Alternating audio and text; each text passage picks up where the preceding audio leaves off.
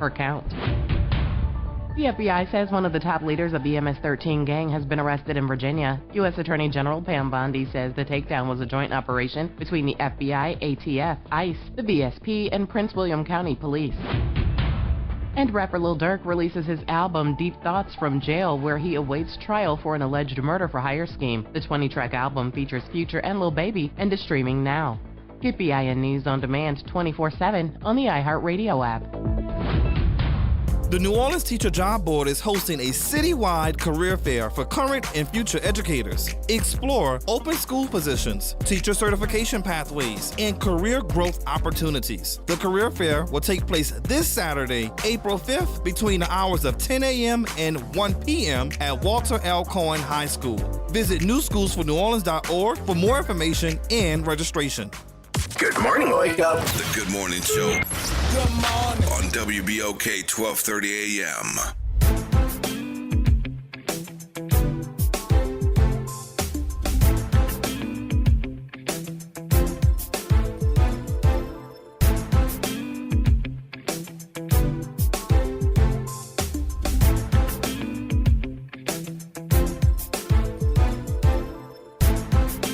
Wake up, New Orleans. Happy Friday. Good morning and happy Women's History Month. Listen, tomorrow is Election Day. Tomorrow, 7 a.m. to 8 p.m. the polls will be open. It is our last opportunity to send a very clear message about these 4 proposed constitutional amendments, and we're asking you to vote no across the board, no to all 4.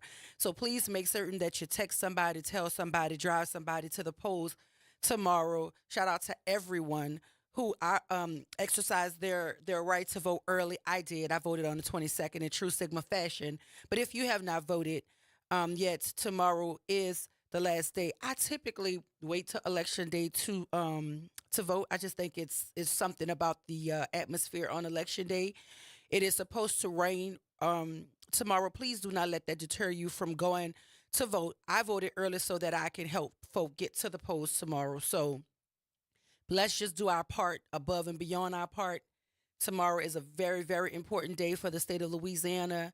We have to show up and show out at the polls. So, again, I tilt my hat to those of us who voted early and took the opportunity to get your civic duty out of the way. But now you still have a responsibility to call somebody, text somebody, drive somebody to the polls tomorrow. It is extremely urgent that we vote no across the board, no on all 4. So, happy Friday, everybody. On yesterday, I had the opportunity, as I've done for the last 3 years now, to MC an event put on by Sheriff Susan Hudson at the Orleans Parish Sheriff's Office to celebrate women in leadership during Women's History Month. And there were a plethora of trailblazing, trend-setting women who were honored on yesterday. One of them is Beverly McKenna. She was honored on yesterday with a 2025 Women in Leadership Award, courtesy of Susan Hudson, Sheriff Susan Hudson, and the Orleans Parish Sheriff's Office. There was also a young lady, Kaylin Jimenez. She's in the 11th grade. She's still a high school student, and she was honored. It did my heart so good. Y'all know how I feel about the children. So to see a young baby amongst those giants being honored, it really, I don't know. I thought it was so dope. So shout out to each and every person who was honored on yesterday. The CEO of Covenant House, Ms. Renisha Robertson, she was also honored on yesterday. Stevie from Benola was honored on yesterday. It was just a list. Several deputies were also honored who are who work for the sheriff. They were honored as well. Several of them. One of Stephanie Mento, I don't know if you guys know Stephanie Mento, but she was Captain Stephanie Mento as of yesterday. She heads the Crime Victims Response Unit over there. So every time like there's a murder in a city or a family is in need of services in the wake of a tragedy, she's probably the person you're going to speak to. And while honoring her, the sheriff announced that the next award that she will ever get, because we sure she's going to get some awards, but she will do so as Major Stephanie Mento. So congratulations to my very dear friend Stephanie Mento. Congratulations to her on her promotion. But again, there were a number of women who were honored, and we want to say congratulations to them. I also know David and Deion Hudson were honored for their community service. It was so many folk, and I'll bring out the list so that I can properly say congratulations to those people whose names I missed. But this is my third year emceeing that event, and I take great pleasure in doing it each and every year. It's always good to see folk get their flowers while they can still smell them. Also, the staff also honored Sheriff Susan Hudson. They actually gave her literal flowers so that they can show their appreciation for her leadership over at the Orleans Parish Sheriff's Office. So it was quite the event. A couple elected officials were there. I saw Councilman Eugene Green. I saw Councilman Oliver Thomas there. And so it was a wonderful event, well-attended event. And shout out to Tanya Boyd Cannon. She sang the Black National Anthem. Shout out to Jessica Harvey from Jessica Harvey and the Difference. She performed 2 songs a cappella. You know you can sing when you don't need no music, child. So it was a wonderful event. The person that I missed seeing, and I know something had to come up, but the one and only Sonny Patterson is normally at this event as well. We missed her on yesterday. Never shy away from opportunity to sit in the energy of her gift. But nevertheless, it was a phenomenal program. So shout out to all of the 2025 Women in Leadership honorees, courtesy of Sheriff Susan Hudson in the Orleans Parish Sheriff's Office.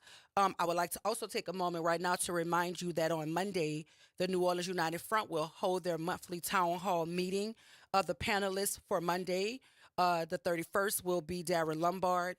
Of course, we will talk all things voting, policies, all of that good stuff. And if you want to join in on that conversation, it will be happening at Cafe Istanbul in the Healing Center, starting at 5 p.m. Refreshments will be served. And if you have more questions, please reach out to Miss Alicia Plummer. The information is in my brain. That's how much I've said it. I just kind of know what's on the paper. But we want to make certain that if you want to engage with folk who are in elected positions, always pay attention to those monthly town hall meetings put on by the New Orleans United Front, because more often than not, they have access to the folk who have the questions, who have the answers to the questions you may have. So carve some time out and join one of those meetings. Also taking place on Election Day is a book sale. It is happening from 10 a.m. to 3 p.m. on 6823 St. Charles Avenue right here in New Orleans. It is Kathy Hambrick, the executive director of the Amistad Research Center. They're having a book sale. It's on Election Day, so go vote and go read. So pass by the event. It is happening on Election Day, 10 to 3 at 6823 St. Charles Avenue. And the quote says, "This is a rare opportunity to own a piece of Black history and support the Amistad Research Center." So shout out to Miss Kathy Hambrick over there at the Amistad Research Center. The repository over there is breathtaking. You can see a little bit of everything and some real authentic history of this city right over there at the Amistad. And so y'all go and check them out. Listen, I told you voting is tomorrow. Everybody's talking about this clip of your governor talking to the Speaker of the House, and they were engaging in what they assume the voter turnout is going to be in the state of Louisiana. And I want to say a huge congratulations to those of you who have already gone out to the polls, because from my understanding, the numbers are better than they anticipated. And so let's continue to keep that trend going in that direction. Please remember to get out and vote. Vote no on all 4.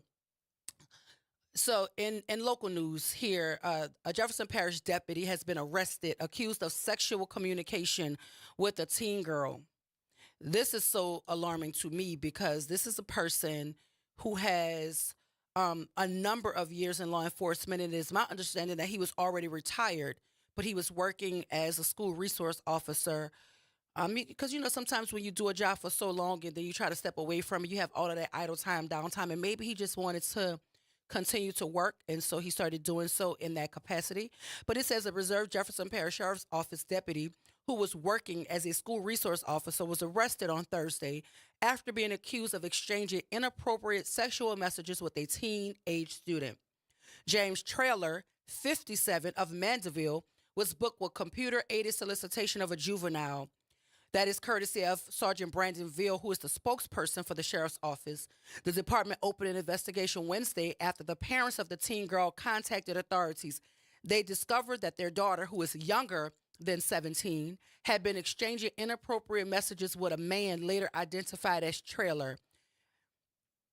Though the department did not reveal the contents of the messages, state law defines computer-aided solicitation as electronic text communication by an adult with a person under the age of 17 for the purpose of or with the intent to persuade, induce, entice, or coerce the person to engage or participate in sexual conduct. Authorities did confirm the communication was sexual in nature. The sheriff's office did not name the Jefferson Parish School where Trailer was working as a resource officer, but the department said they believe he met the victim while she was attending the school sometime last year. The girl has since graduated from school. Trailer was a 34-year veteran of the sheriff's office before he retired from the department in 2022 and began serving in the Reserve Division. That status allows him to continue working paid details. The case is still under investigation. Additional charges are possible pending additional interviews in the case and an analysis of any devices linked to the investigation. So y'all know I have questions. My brain is moving.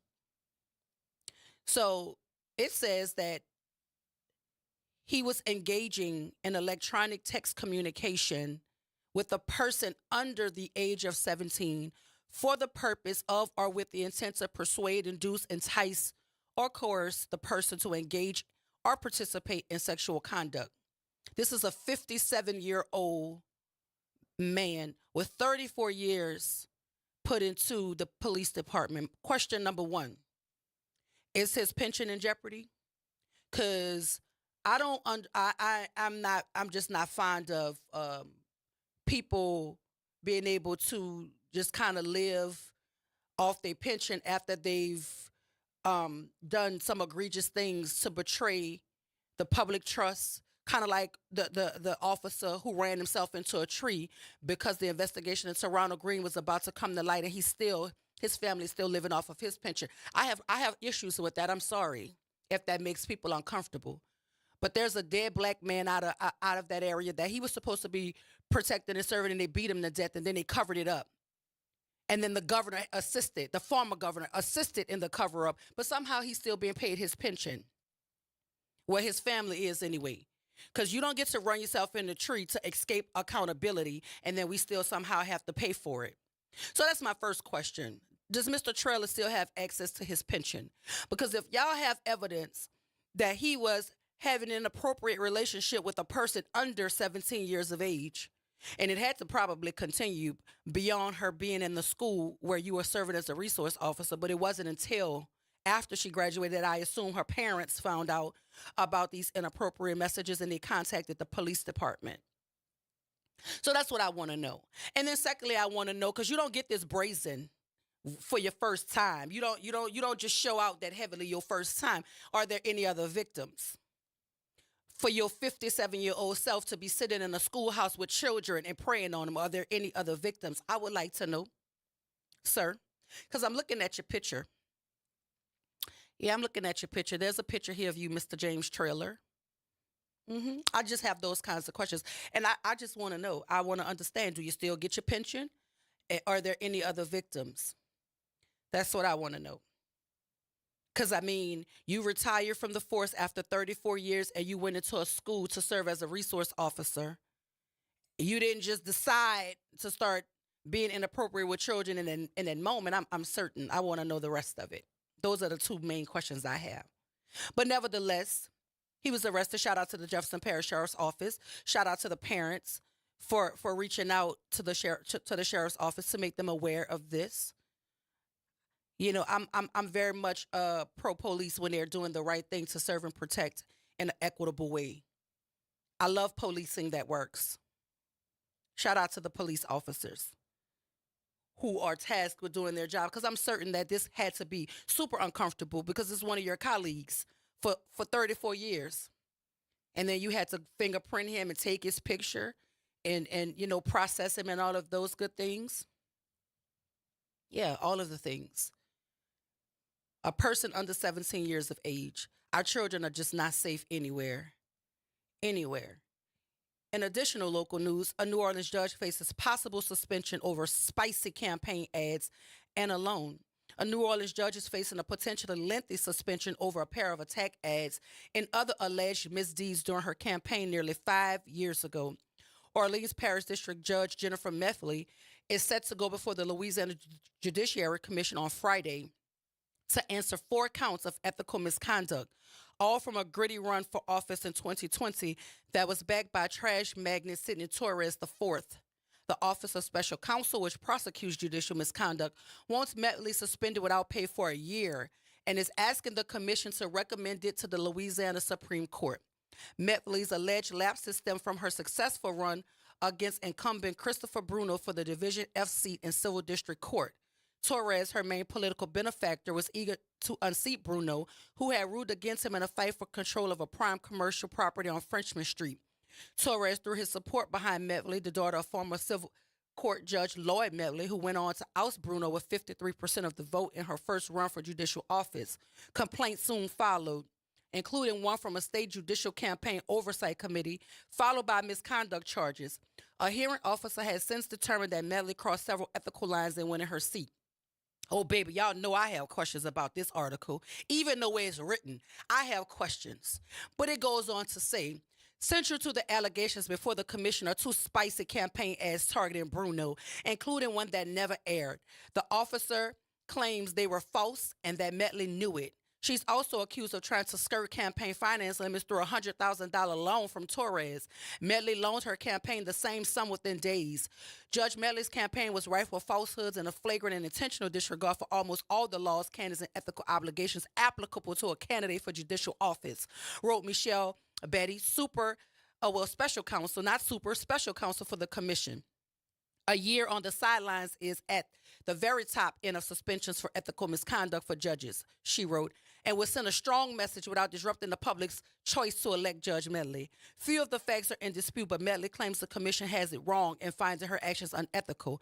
Methley argues that the attack ads against Bruno were essentially true, that they were protected by the First Amendment, and she says she received legal advice that the loan for Torres, which she repaid, was kosher. Mudslinging ads generated plenty of controversy at the time. In one, a woman claimed that Bruno displayed bias against her in the courtroom. He called me a scorned woman and didn't find me credible. Being raped is something no one should have to endure, and Judge Christopher Bruno's treatment of me was just as bad, the woman said in the ad. A judicial campaign oversight committee found no truth to the ad's allegations against Bruno. And another ad claimed that Bruno had refused to pay child support for more than a decade and was called a judge by some and a deadbeat dad by others. Bruno obtained a judge's order to keep it off the air, and an appeals court backed him up. It found that Methley knew her commercial was false, or at the very least acted with reckless disregard for whether her statements in the commercial were false. Though the ad never ran, the commission alleges the commentary afterward on Methley's social media violated the law. It also talks about a 6-figure loan that Methley acknowledged she used some of the $100,000 loan from Torres for her campaign, but claims it added up to a little under $60,000. According to a stipulation, Torres first consulted attorney John Litchfield regarding the propriety of such a loan. Litchfield then called Kathleen Allen, general counsel for the Ethics Board at the time, who purportedly advised that a loan to Methley from Torres' company for capital was permissible. I have questions. The article goes on, but I have questions, and I want to get into the questions, but you know we have to go to break around here. But this is a conversation, y'all, and I need some help, especially Attorney Ken Jones, if you listening, as I'm sure you are, or anybody with any sort of legal chops. Sharpen your legal knives. I don't know if Ryan Thompson out of Baton Rouge with the Thompson Institute is listening, but I need some brainiacs that can think about legalities. The number here is 504-582-9422 because I'm just curious. But listen, y'all, at the 7:25 hour, we're going to talk to Vote's General Counsel Emily Posner, Sean Williams, the reentry specialist at the Louisiana Center for Children's Rights, and Morgan Shannon, the executive director of the New Orleans Youth and Children Planning Board. They're going to tell us all about that lawsuit filed against the Secretary of State, Nancy Landry, to remove 2 unconstitutional amendments, Amendment number 1 and number 3, from Louisiana's March 2025 ballot. But that's the No on All 4 campaign, y'all. So let's remember to get out and vote tomorrow. The polls open at 7. They close at 8. But after we talk to our guests, y'all know we going to jump right back into it. This Medley loan from Sidney Torres, these allegations, we going to talk about it right here, WBOK 1230 a.m., what New Orleans is talking about all day long.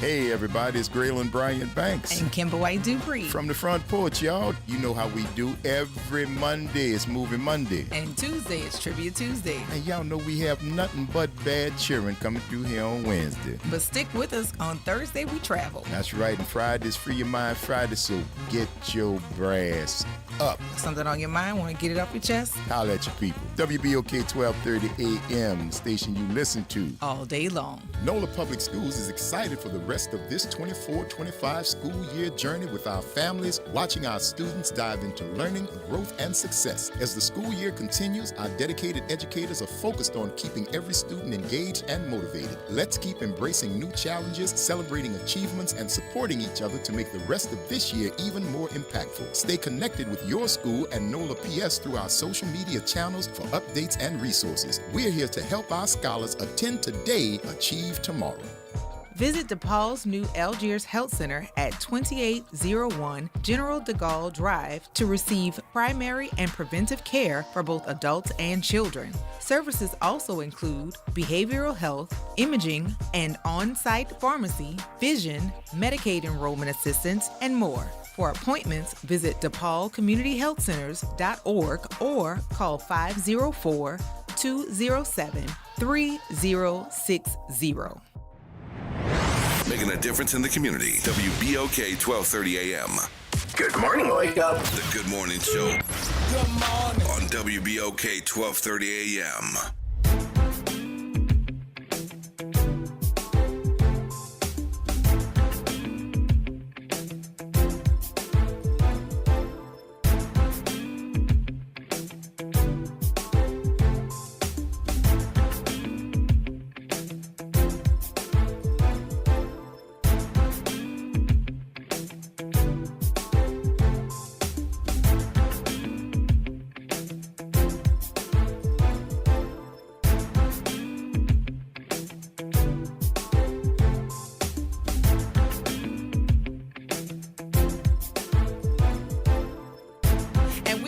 Welcome back to the Good Morning Show. Happy Friday, everybody. Happy Women's History Month. Happy pre-election day as well. Listen, I'm your host, Dr. Ashanta White. My super producer, Nyra Sanders, is in there doing what he does. But right now in studio, I have Ms. Morgan Shannon, the Executive Director of the New Orleans Youth and Children Planning Board. And on the line with us, we have Vote General Counsel Emily Posner. Did I say her name right? Is it Posner? She gonna correct me if I'm wrong. Sean Williams, the reentry specialist at the Louisiana Center for Children's Rights. Good morning, ladies. Welcome to the Good Morning Show. Good morning. Did I say Grand your last name rising correctly? to you all. Emily? Yes, good morning and grand rising. How are you today? Good morning. Did I say your last name correctly? Oh, it's a long O, Emily Posner, but it's fine. I will respond to anything Okay, that you listen, say this that's all morning. you got to tell me. Long O, short O, I got the sound now. Welcome to the Good Morning Show. And so there's a lot to talk about, but at the forefront of everybody's mind is this election we have tomorrow. Where's your stance? Where does the vote stand on these 4 proposed constitutional amendments? And what are you doing to encourage folk to get out to the polls tomorrow? Yes. Absolutely, yes. So Voice of the Experience, the organization that I work for, Vote, is encouraging everyone to vote no up and down the ballot on every single constitutional amendment. This is an election that is attacking our rights at every fundamental level, could possibly change the way that our criminal justice system functions, the way that we tax, our tax revenue code will work. This is an election that could just really fundamentally for the next several decades change the way that we do business and that we interact with each other here in the state of Louisiana. And it is an agenda of the ultra right. And if we don't stand up, if we don't work as a community and go to the polls tomorrow, I know this is the last day that we can vote. The election has been going on for several weeks now. But this is our opportunity to say no to the right-wing agenda that has been, sweeping across the country. And here in Louisiana, this is a chance for us to come together as a community across difference to say, no, this is not right. And so we are encouraging everybody to go to the polls. If you haven't gone to vote yet, make sure that you go. If you have already gone, you got to call at least 5 people on your contact list. This is a thing that we do together. We can't do this on our own. And so let's make sure that we flood the polls and show that, we care about elections. We care about democracy here in Louisiana. Let's prove them wrong, have high voter turnout, and get everybody out to the polls. So, Emily, in your legal challenge against Amendments 1 and 3, what do you consider the most significant constitutional violations that occurred during the amendments process, and why?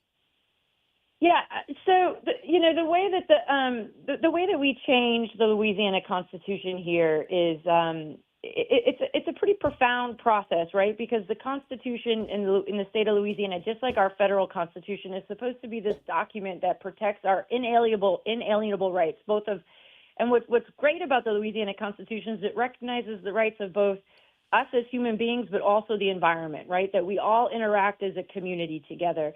And the process is supposed to be intentional, it's supposed to be inclusive, and it's supposed to be one that includes both the legislature and then the ratification process occurs by us, the people. So that's what's happening right now during the election process. And what we are saying is that the very beginning part of this was flawed.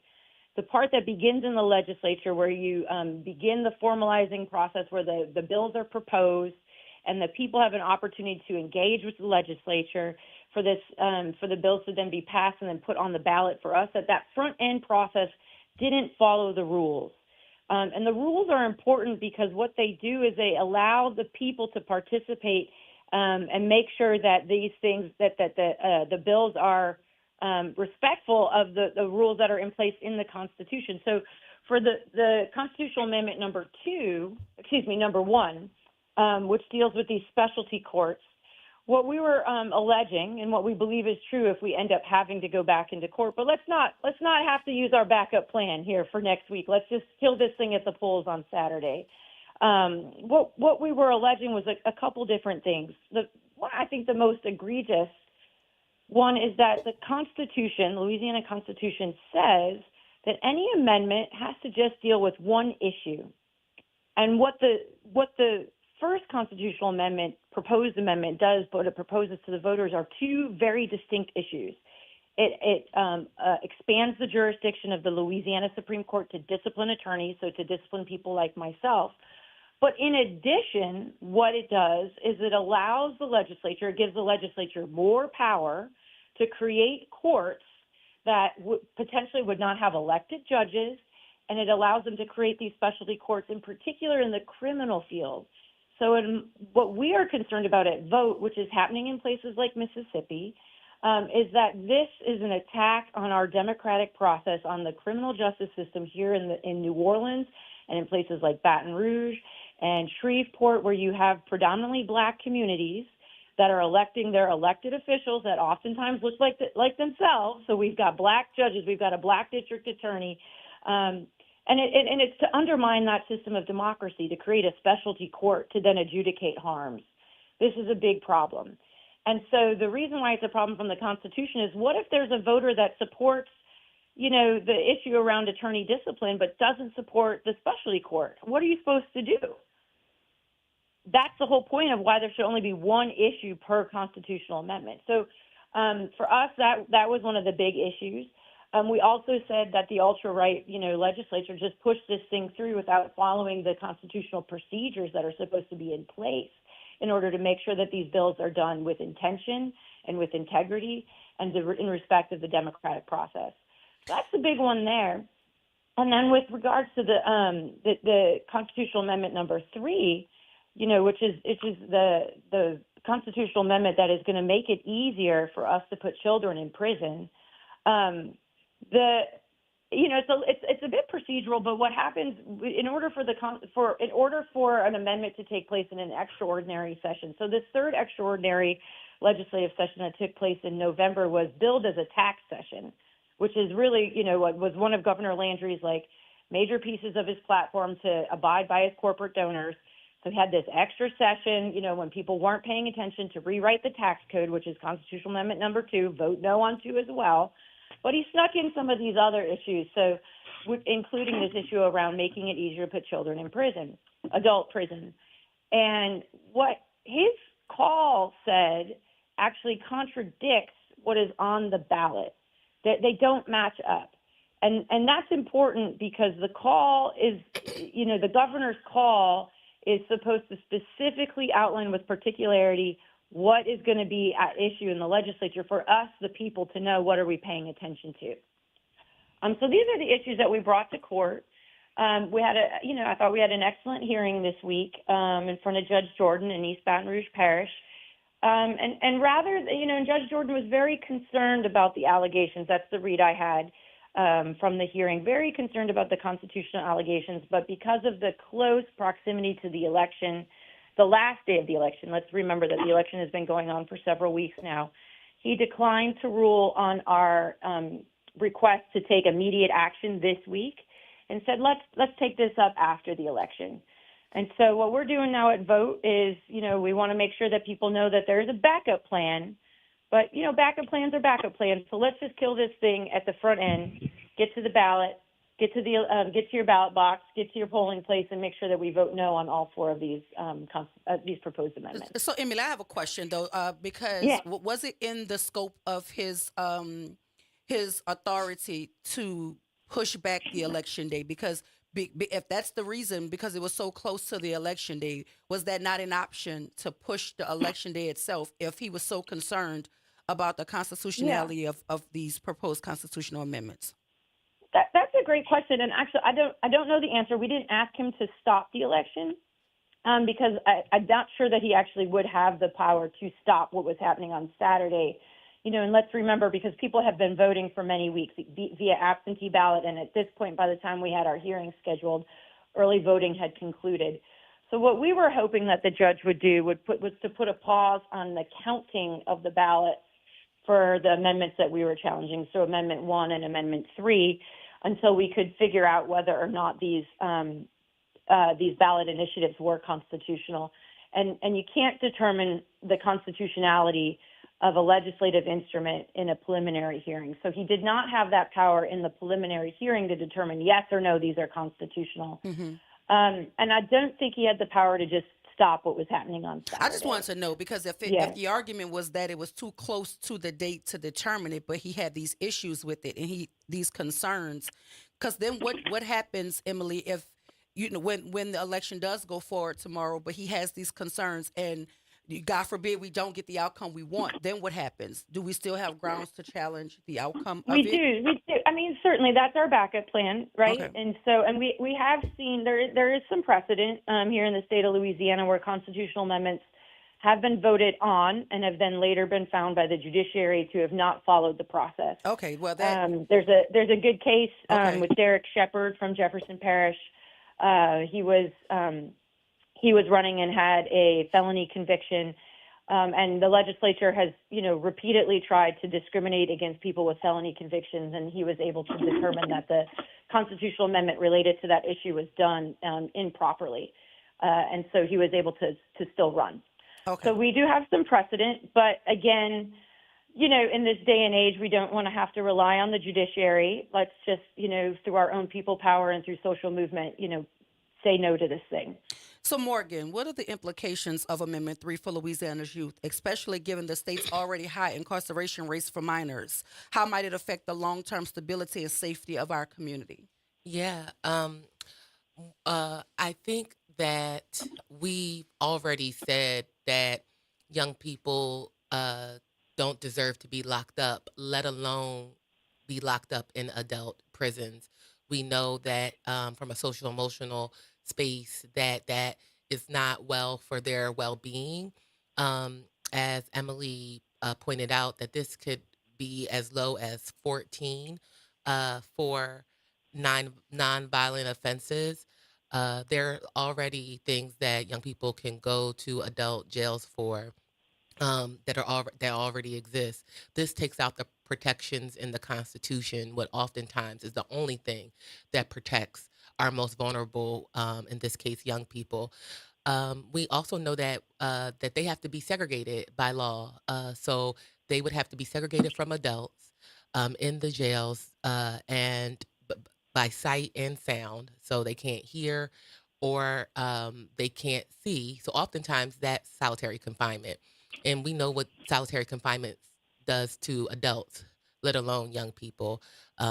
Lots of folks have already deemed that, like lots of organizations have already deemed that inhumane. Um, Also, just even getting adult records, that adult records can really jam you up in just basic needs, getting a house, getting a job, and those kinds of things. So if they are put in adult prison, they will have adult records. They'll have mandatory minimums.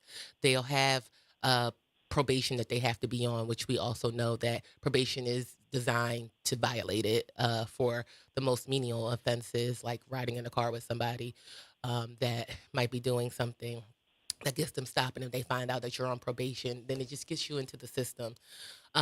Also, the jails, sheriffs, and things like that have said that they can't afford it. That they simply cannot afford to to segregate them, right? That's more cost to them, and they can't afford it. And I also think that it gives the legislator, excuse me. Also, it gives a lot of power to DAs to be able to decide like what they're going to do, and we know that here and in other parishes that we might not necessarily need the DAs to be able to decide that. Not to mention that the Attorney General has already come down here and allegedly is helping prosecute cases and all of those things. Also, quite simply, it sends a narrative to young people that we don't care about them, that we are okay with them being locked up and taken away from us, and that's not how we feel about our young people.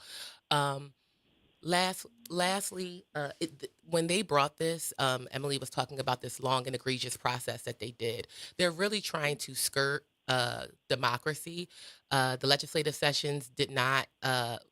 They did a lot, but they did not pan out like they wanted to, and so now they're trying at one more attempt to skirt democracy. When you change the Constitution, it has to go to a vote of the people.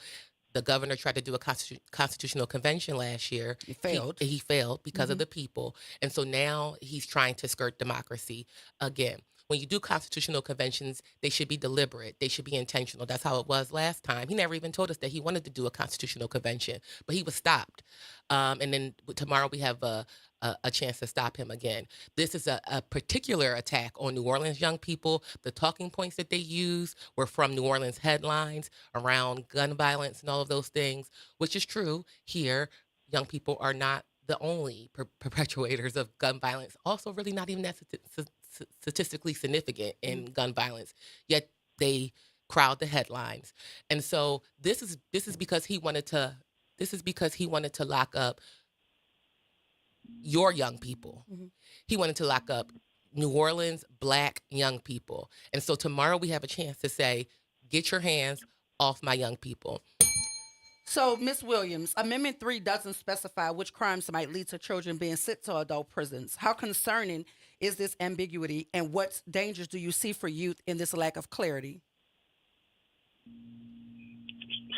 Mr. Williams or Miss Williams? Oh, I'm sorry, Mr.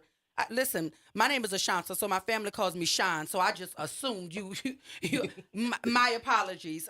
Please accept my apologies. Can you? All right. Can you No repeat worries. the question? Can you repeat the question for me? It's Amendment 3 doesn't specify which crimes might lead children to adult prisons. How concerning is the ambiguity of it all, and what dangers do you see for youth in this lack of clarity? I mean, just taking our babies, right, and just putting them in prison, right? You have a kid that's 10 and just go to the store to steal a Snicker just to get something to eat. He get caught. These racist judges, can just put him in a adult jail. And we know, for me, from doing 26 years in prison, right? When a young person come in there, we all know what happened to a young person. We maybe not get raped or nothing, but get beat up mentally, right? And so that's the danger part of it. Yeah, and I think the most senseless part of this, and this is a comment to each of you, there's already specified crimes listed that will warrant a kid possibly being tried in adult courts. Why is it that we want to strip those and make it discretionary for the legislature to decide which crimes? Why is that necessary? What is the aim here? They don't want our babies to drive in the community where they're supposed to be in school. They don't want to invest in our schools and put program education to meet their needs, right? And so the safest thing for them to get all the little black kids, put them in prison, lock them up, and let them drive in there. They don't care. That's their whole point, to eliminate our black population. And Emily, a lot of folk are talking about the political motivations behind a lot of these decisions to put these things on the ballot. How do you see the risk of political influence in the justice system, and what steps should be taken to ensure that justice remains impartial? I mean, I think this is a great question, and it feeds into the last question you said, in particular around proposed Constitutional Amendment 3. This is a very, very clear agenda to support contractors and people who benefit from the prison industrial complex, right? We have to, for the prison industrial complex to survive, they have to continue to build prisons. And when you build prisons, you have to put people in them. And so in order for that to happen, because we've been shifting away from the institution of mass incarceration. We've identified all of the problems, social, economic, political, ecological problems associated with the system of mass incarceration. And so we're seeing the ultra-right push back. And it starts by putting children in prison. It starts by giving them a felony conviction, making it impossible for them to get a job, to get into college, to survive and be the person that they want to be. And then what happens if you are not a part of society, if you are discriminated in this way? You end up getting stuck into this system of mass incarceration. And so they need to be able to build more prisons, and this is what they're doing. Look, we're seeing a potential massive justice, I don't even know what let's just call it a massive prison in East Baton Rouge Parish, which is going to include a facility to house children. It's going to include the jail that they're going to, that is intended to house, way more people than is needed in East Baton Rouge Parish. And so, and this is about awarding contracts to massive contractors. And so that is the political agenda. That is, it is a connection to an economic system that thrives off of incarceration. And let's call it what it is. It's a genocide of a particular group of people here in Louisiana. And this has been going on for centuries. And so that's why, we need a social movement to swell the polls here on this weekend to say no, that this is not acceptable. And I also want you guys to be aware, if you probably already are, Mr. Williams, there's a facility in Alexandria that the governor has just put a $39 million investment in, and it's called the Renaissance Juvenile Facility. And so for me, it all seems to go hand in hand. This is a target against young folk. And just like you said, it's contracts. Everybody's benefiting from the demise of our children. And it all starts with the breakdown of our public school systems as well. So, most often an uneducated populace is a dangerous populace. And so when we think about what we are doing to disservice children academically and educationally, it only funnels the conversation towards crime. And so for me to see that we're putting all of this money into a juvenile prison system while simultaneously blowing up the education structure, it tells me the aim of what they want for our children. What do you believe about that, Mr. Williams, as someone who is impacted by incarceration? Do you see that there is a school-to-prison pipeline that is happening with the intent to destroy public education to further boost the prison industrial complex? It's definitely a school-to-prison pipeline, right? And they even want to keep the special ed kids at home. Like, who's going to be home with them, right? One of the other siblings. I see it. I've been seeing it, and that's why it's important that we march to the polls like we go into a Saints game all dressed up to stop it. That's the only way we can stop it, right? That's just only one jail that we know about. Well, we know they're going to have other ones building up, right? And so we need to march to the polls to stop it. That's the only thing we're going to be able to do to stop it. Well, that's what I was going to say, Morgan. What plans have we put in place to ensure that the turnout is what we need tomorrow? Because as we talked off air, we were talking about how the governor is his thought process as he was speaking to the Speaker of the House on a hot mic, being recorded. He was talking about the expectation of 12% voter turnout. Yeah. What are we doing to upset him tomorrow? Because I want him to be big upset. Yeah, and I think we're already seeing the fruits of that that sentiment, but then also the intention of organizations like Vote, like LCCR, like Power Coalition, like Vera, that have all come together independently, but also as a collective, because we know we're stronger together, and we know we don't have as many resources as them, and so we have to make sure we maximize them. To say no on 3.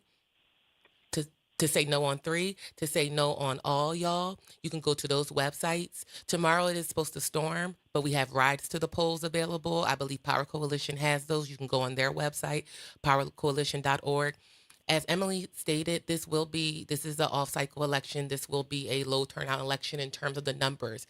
But this is really where every vote counts. So as Emily instructed, if you already voted, then it's your duty to make sure that 5 voting people can go vote tomorrow.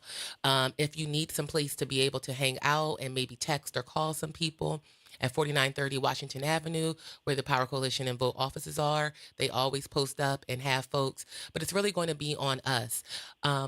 Also, can I talk about the other amendments? We're going to talk about the other amendments, but we have to go to break to pay a couple bills. But if you're just joining the conversation, stay with us right here. We're in conversation with Morgan Shannon, the Executive Director of the New Orleans Youth and Children Planning Board.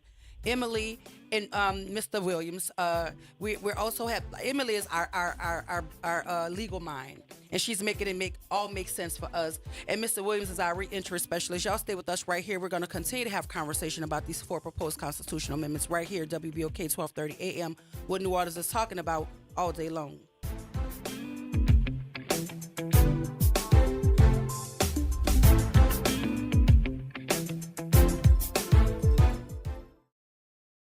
Wesley Financial Group is not a law firm. Are you a victim of the timeshare trap and think there's no way out? I'm Chuck McDowell, founder of Wesley Financial Group, the original timeshare cancellation expert. And I'm here to tell you that there is a way out. All you need to do is give my office a call. I will send you a timeshare exit information kit absolutely free, explaining how the timeshare industry works and your options for cancellation. Call Wesley now for your free info kit. Call 800-335-2299. That's 800-335-2299. Do you know what United Way can do for you and your community? Find out by listening to United Way and You every Thursday at noon on WBOK 1230. United Way continues to fight for the most vulnerable members of the community. Find out how this Thursday and every Thursday at noon. Good morning, Wake Up. The Good Morning Show. Good morning. On WBOK 1230 AM.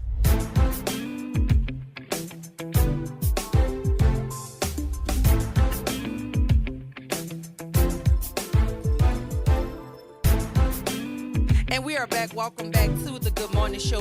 We're in conversation with Vote's General Counsel, Ms. Emily Posner, Sean Williams, Reentry Specialist at Louisiana Center for Children's Rights, and Morgan Shannon, Executive Director of the New Orleans Youth and Children Family Planning Board. Welcome back, y'all. We're talking about these 4 proposed constitutional amendments, and before we went to break, you were asking, could you talk about other amendments? Of course. We have a caller, Papa Baptiste, on the line. Welcome to the Good Morning Show, Papa. Good morning. Come on, say bye, everybody. Come on and say bye. Come on, say bye, Doc. Good morning.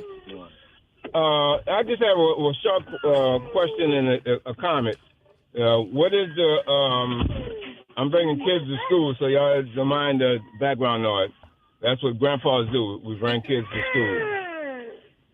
we're trying to find out what is the Democratic Party doing to help people to get out to vote. I understand about them trying to incarcerate our kids. Before they used to take them out, they used to accidentally get shot from running away or some other kind of tragic stuff would happen to our young kids. But now, by the police, generally by white police. One of my friends, it happened to one of them, so I'm speaking of a fact of a 13-year-old boy getting killed by white police and unarmed. So what are we trying to do to get the Democratic Party to get the people out to vote? Use some of the same tactics. I'm talking as musicians. They have them dancing in second line. They love to see they call it urban people, but they don't want to say the ghetto. They love to see us dancing and partying down the street and second lining and dancing and frolicking like we're having a great time, being in a bad situation, that we enjoy that. It was once said, slaves don't mind being slaves as long as they're comfortable. If you're a comfortable slave, you don't mind it. So to keep us comfortable dancing and happy and food and other bad, unfortunate things, collecting diabetes and mental illness and drug abuse and all the other things that just befalling our community that was a part of a plan, just like the 2025 is a part of a plan. They have a part of a plan to keep New Orleans on a plantation level. So, Papa, you want to know what the Plantation Louisiana level, Dems free are labor. doing? You can handle up and do to the young people whatever you want. The old people, the heck with them. They're no problem because we didn't, beat the hell out of them and did what we had to do to them. So now we're going to get this next 2 generations that's coming up, and we want to keep them on this plantation level, and keep their children ignorant, keep their children violent. We're going to have music that's going to be popping, but it's going to be degrading the women, degrading the elderly, degrading themselves, the lack of caring for life, and to having prison as a glorious place to go. Yeah, such and such is going to be getting out. Let's go celebrate. Say, why is he in there? Why is she in there? So, Papa, your Just question is, from what a are the Dems 78-year-old doing? man. Papa Betsy. And I appreciate what all y'all. Your question is, what is the Louisiana Dems doing? Is that the question? We lost him. I guess that's his question. I'm sorry. Yeah. So what? I mean, you may not be able to speak to what the Dems are doing because I know y'all are in a coalition with Vote Power Coalition, Vera, and all of those organizations.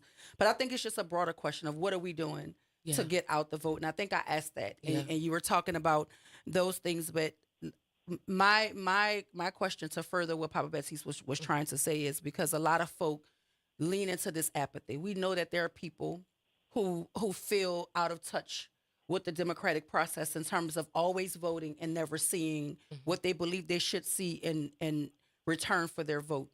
My stance is that we can still do multiple things at one time. We can still exercise our civic duty and still try to work on engagement and educating folk as to why this apathy exists and what we could do to combat it, but we still have to forge forward. Yeah.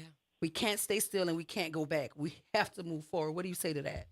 I agree. I definitely understand that we have voter apathy. A lot of times, even especially here, we probably are like in voter depression at this point because we vote so much. The last election, the election before that. And so it's like particularly egregious here in Louisiana.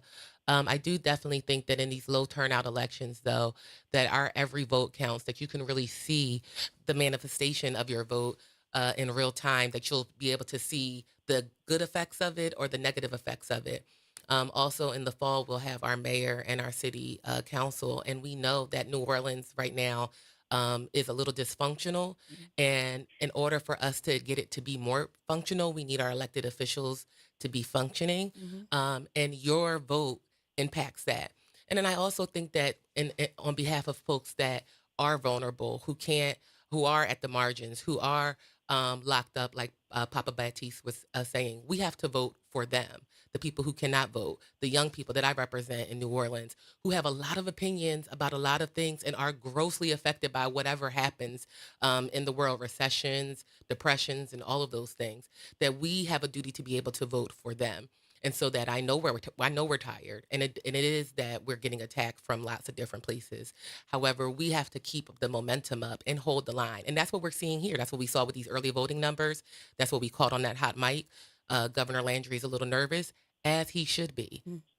This question is to our council person on the phone and Mr. Williams as well. What would you like to see happen instead of the passage of Amendments 1 and 3? What reforms or changes to the judicial system and the juvenile system will be better to serve the Louisiana communities, especially vulnerable groups like our young folk?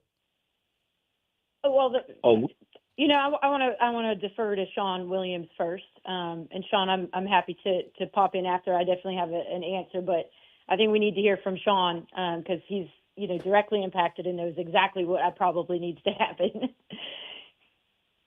We don't have systems where the kids can go. Like when I was coming up, we had different little after school thing where we can go get extra education, right, extra food, and just be around good mentors.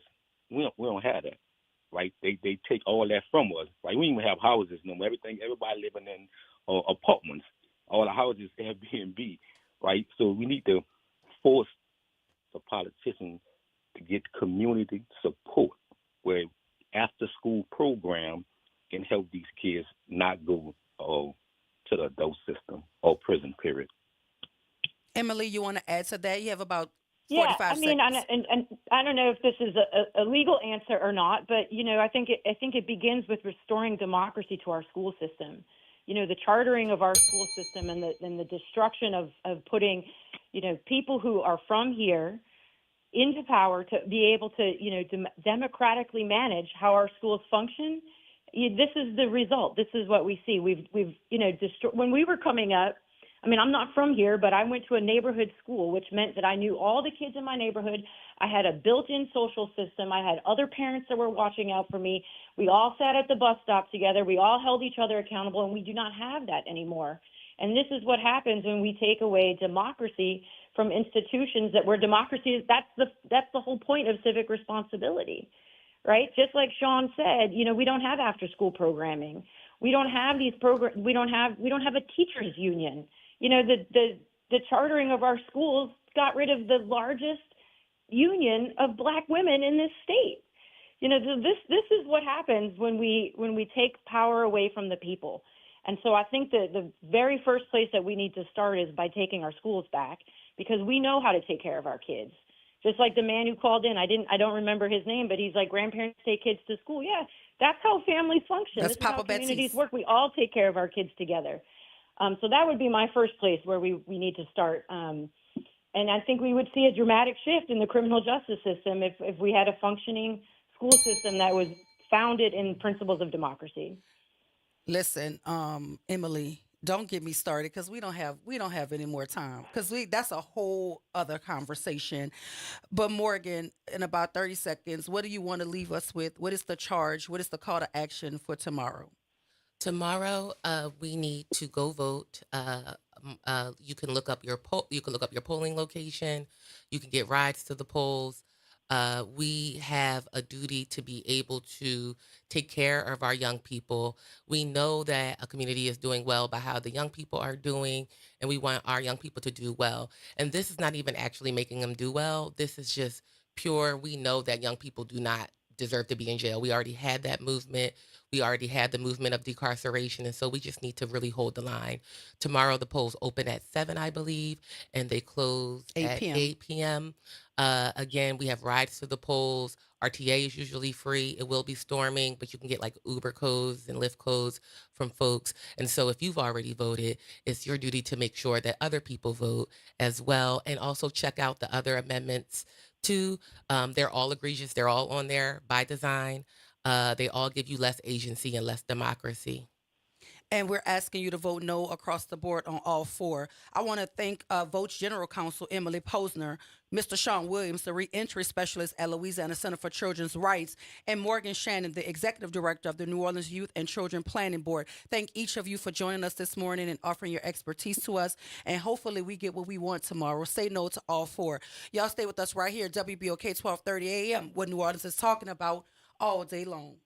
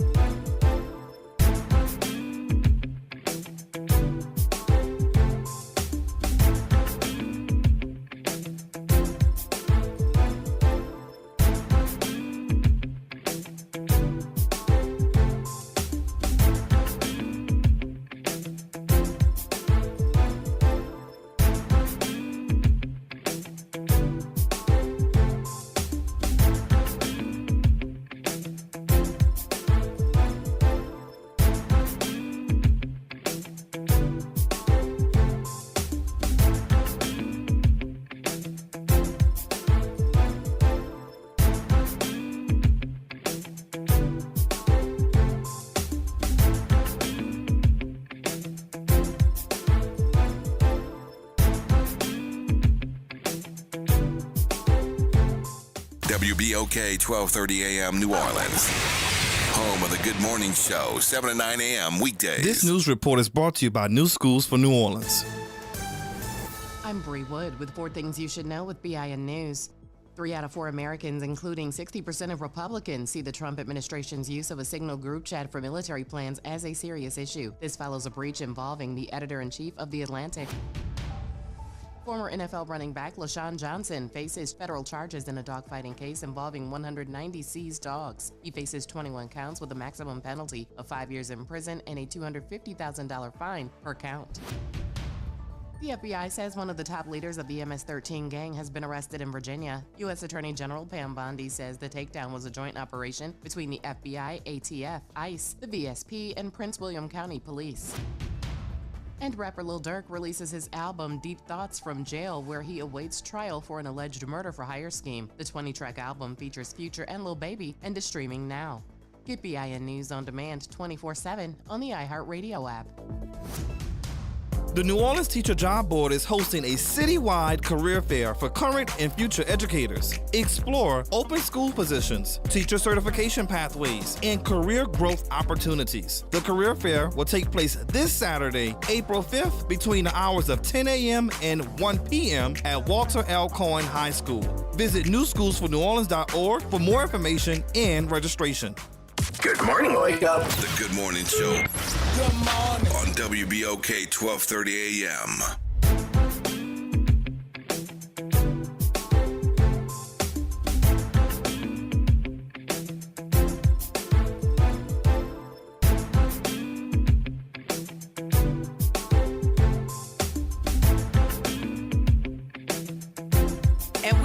Welcome back to the Good Morning Show. I'm your host, Dr. Ashanta West. Shout out to my super producer, Naira Sanders. If you're just joining the conversation, you missed some engagement with Votes General Counsel, Ms. Emily Posner, Mr. Sean Williams, the reentry specialist at the Louisiana Center for Children's Rights, and Ms. Morgan Shannon, the executive director of the New Orleans Youth and Children Planning Board.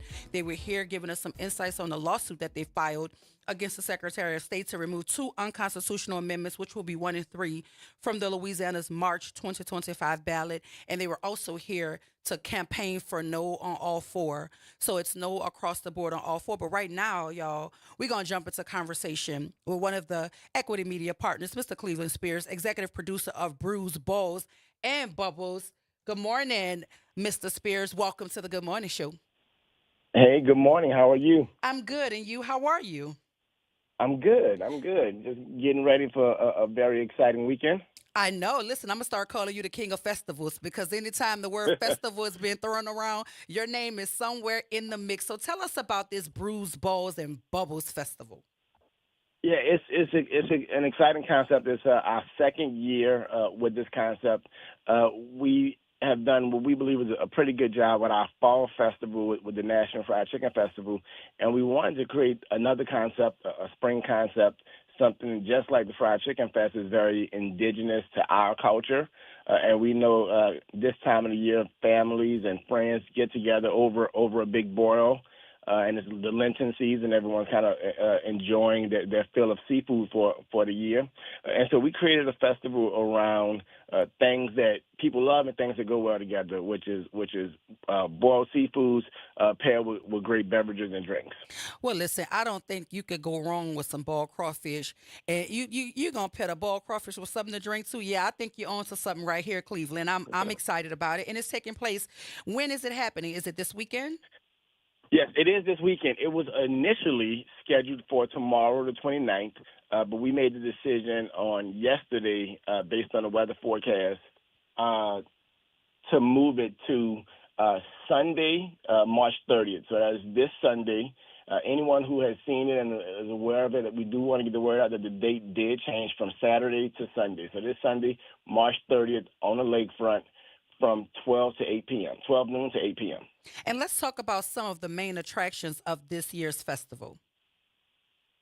Yeah, we're very excited about it. We got about 14 different restaurants out here doing a combination of boiled seafoods, everything from crawfish to lobster and everything in between. Some other proteins that aren't seafood, but giving you kind of boiled in seafood boiled. Obviously, some folks may have seafood or shellfish allergies.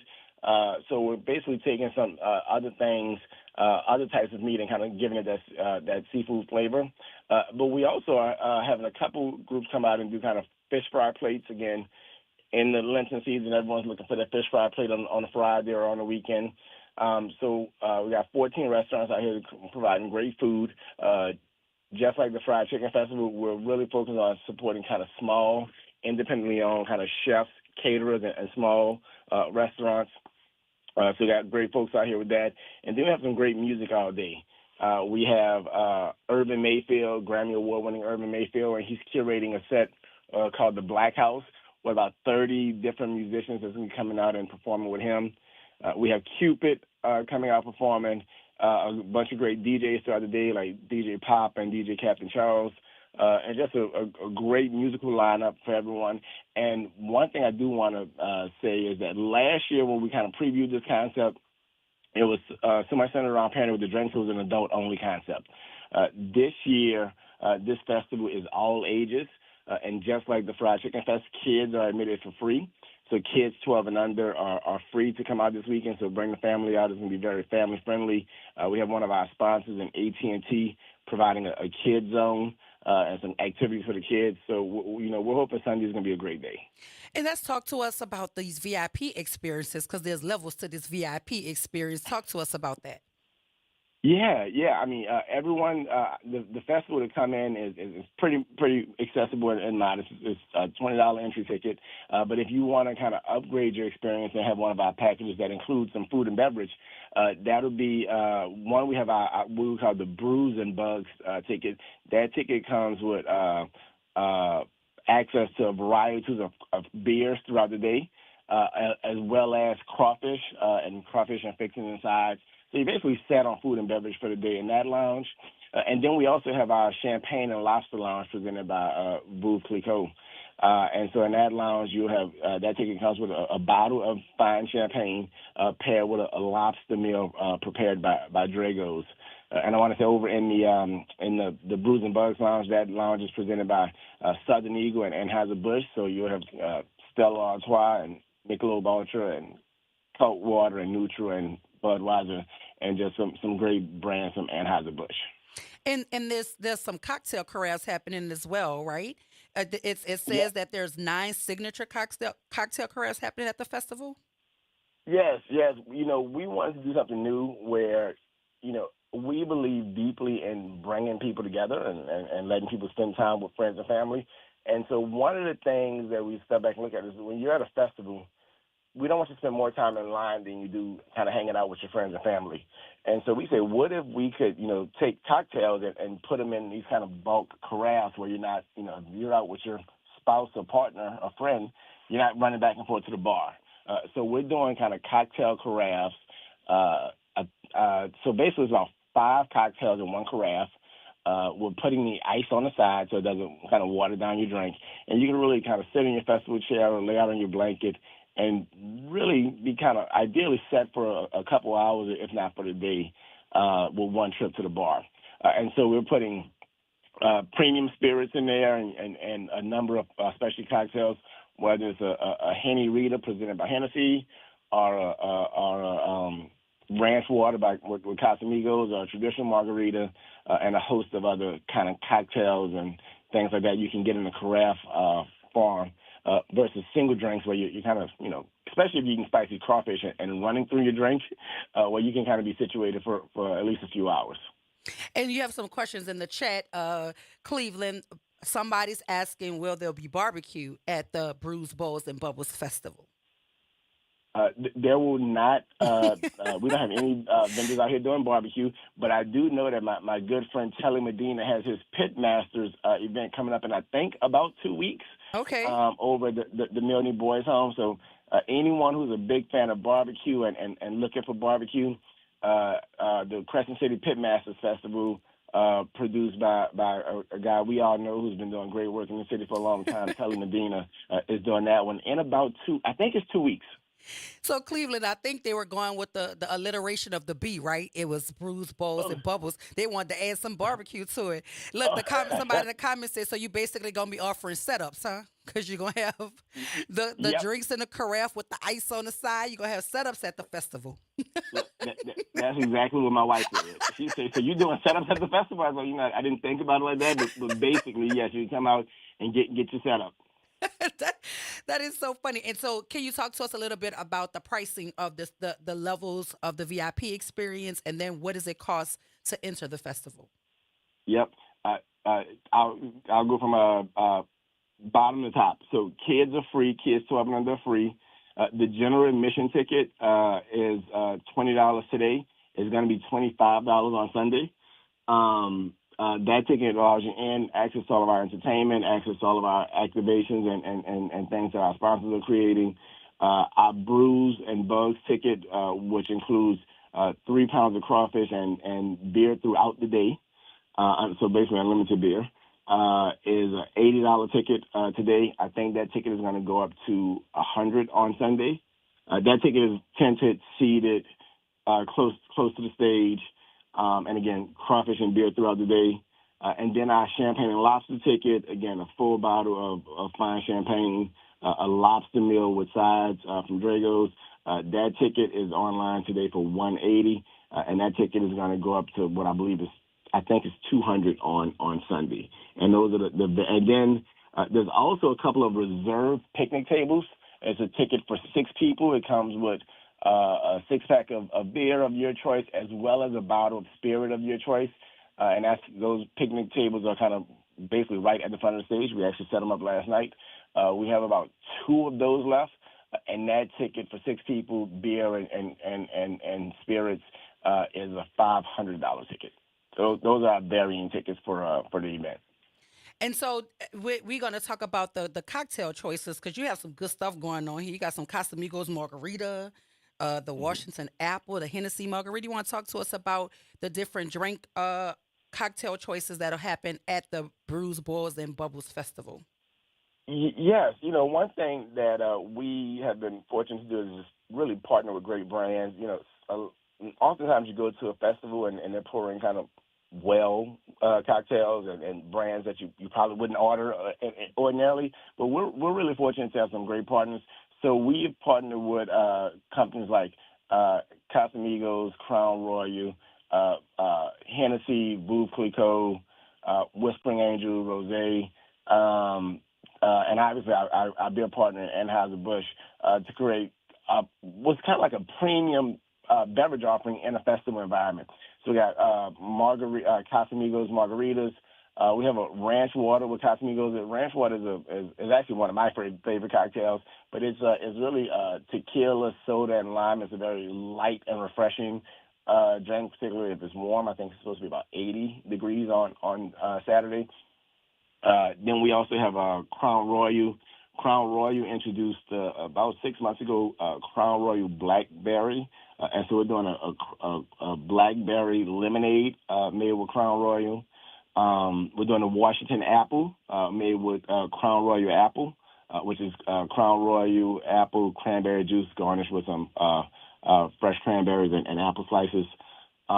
We have the Hennessy Paloma, which is this kind of citrusy drink paired with Hennessy, creating this really unique flavor balance and profile, which is a grapefruit based flavor with Hennessy. We also have the Henny Rita, and we have the Henny Berry Punch, which is Hennessy, a number of berries and fresh juices as well.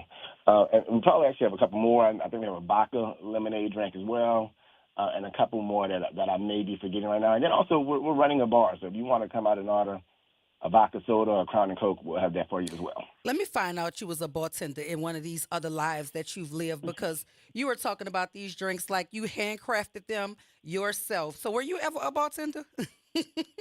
I was never a bartender, but in the festival business, when you're trying to create, you gotta know a couple things, huh? Yeah. Well, when you're trying to create accessible festivals and you don't want to charge really high ticket prices, your beverage operation becomes a very big part of it. So really being able to put together a beverage program that people will like, enjoy, and buy to become a pretty meaningful part of your revenue model versus charging, exorbitant ticket prices is really part of our business model. So I'm intimately involved in working with the alcohol brands, crafting the alcohol menu of what will sell, so we can keep our access to the festival affordable, allow kids to continue to get in free, and we believe if we can do well enough with our beverage operation, that can offset some things. So the beverage operation is very important, and I'm very involved in it. So that's why I'm able to speak about it like that. Listen, and you know your stuff. Here's a big question. What about the parking at the festival? How can people park? Where should they park? Does it cost to park? That's a big, big question, because that's going to determine if folk going to drive or they going to Uber to the event. Talk to us about the parking options. Dr. Wyatt, I'm so glad you asked about that, because that was actually it was a bit of a problem last year, and it's something we solved this year. So just like the Fried Chicken Fest, parking is free, but unlike the Fried Chicken Fest, it will not be at the UNO Arena. It'll be at what is referred to as the teardrop parking lot closest to Seabrook Bridge. So if you're coming from the west side of town, you're going to go literally down and under the Seabrook Bridge and then come around to it. And if you're coming from the east side of town, you're going to take the exit off the Seabrook Bridge that puts you on Lakeshore Drive, and we're going to direct you right into this large open grassy parking lot. It is free. We will have parking attendants there. But what we've done is that we've moved the festival down to the east to be right next to that parking lot. Anyone who was there last year know that when they parked, they had to walk a pretty good distance to get to the festival, which was a last-minute mishap. We were supposed to have a different parking arrangement, but parking is going to be free in the same place people parked last year. But the festival has moved east, so the festival is at what's known as Shelter 4, which is where our check-in is, which is the furthest, kind of grassy field closest to the Seabrook Bridge. So you're going to park, you're going to walk literally across the street, and you're going to be into the festival. Well, that sounds more convenient than because look, that's important. Where to park, if it's paid parking. So thank you for that information. And the last question will be, where can we go for tickets? How do we get our coveted tickets for this wonderful Brews, Bowls, and Bubbles Festival? Tickets are still available online at brewsboilsbubbles.com. And then anyone that follows us on socials, on Instagram or on Facebook, our Instagram and Facebook names are Brews, Boils, Bubbles, and we constantly share links from there on all of our posts. And then obviously the link is in the bio as well. But brewsboilsbubbles.com. And the next 48 hours, tickets are still at the prices I said. And then Sunday at the gate, they're going to go up kind of small increases, but they will go up on Sunday. So we certainly are encouraging folks to kind of go get those tickets early. Well, thank you, Cleve, for joining us this morning and giving us all of this information about the Brews, Bowls, and Bubbles Festival. If you just joined the conversation, you missed a good one with the King of Festivals, Mr. Cleveland Spears, executive producer of the Brews, Bowls, and Bubbles, happening this weekend. It used to be on Saturday, but they're expecting inclement weather, so we moved it to Sunday. The time is still the same, 12 p.m. to 8 p.m., 5000 Lakeshore Drive. Y'all go online to get your tickets at brewsbowlsbubbles.com. It's about to be a good one. Thank you, Cleve, for joining us. And tell your wife I say Happy Women's History Month. I sure will. Tomorrow's her birthday, so while I got this, let me give a shout out to my wife Ruby Spears. Tomorrow's her birthday, so the festival was supposed to be her birthday party, but we moved it back a day. We still gonna party nonetheless. Happy birthday, yep. Ruby! Happy Women's History Month as well. Thank you, Cleve, for joining us. We appreciate you here at WBOK. Right. Thank you. Have a good one. Listen, we have to go to break and pay a couple bills, but y'all know when we come back, the phone line's going to be open, 504-582-9422. We're going to talk about the state of this city, the state of this state, and the state of this country right here, WBOK 1230 AM, what New Orleans is talking about all day long.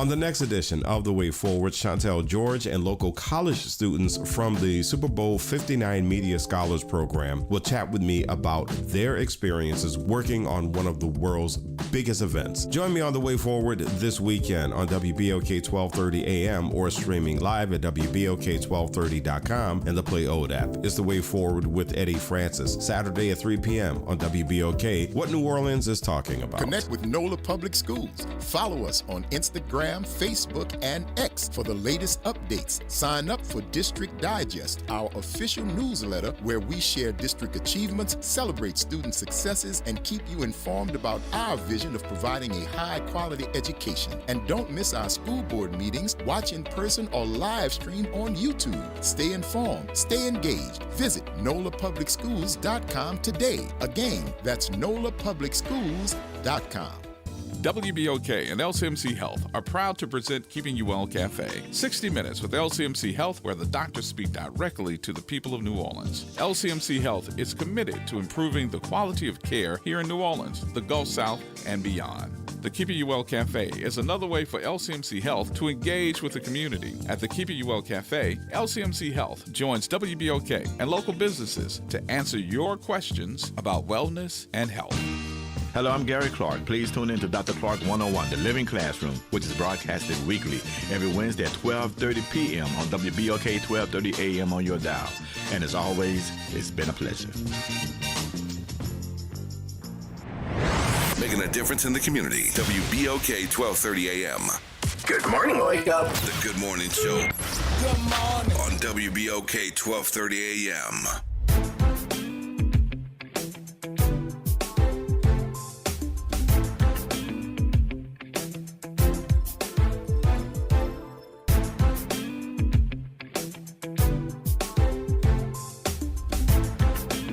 And we are back. Welcome back to the Good Morning Show. I'm your host, Dr. Ashanta Wyatt. My super producer, Nyron Sanders, is also in the building, pressing all of the right buttons. If you're just joining us, you missed a conversation with one of our equity media partners, Mr. Cleveland Spears.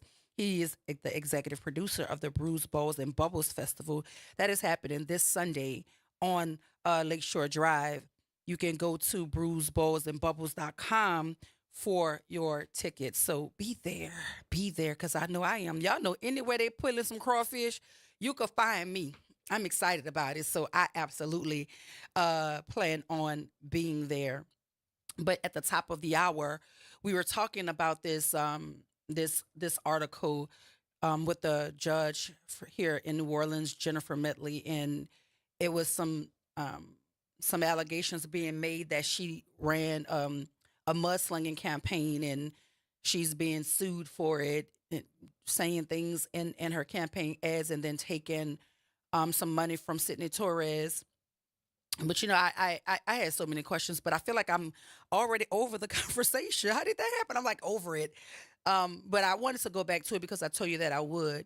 But I think we have to start being critical, more critical in terms of our thought when we hear things in the media, when we read stories in the media, especially the tone and tenor of how articles are written.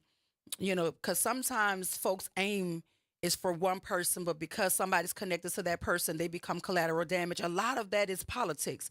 That's the messy, dark, nasty side of politics. Now, do I know what is going on between Sidney Torres and Judge Medley? And if these allegations are true, I guess that's for the judge to determine.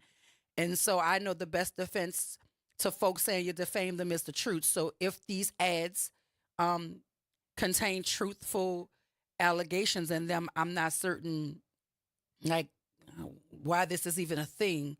But here, this was, now I remember why I was upset about this. I was like, wait, I'm already over this.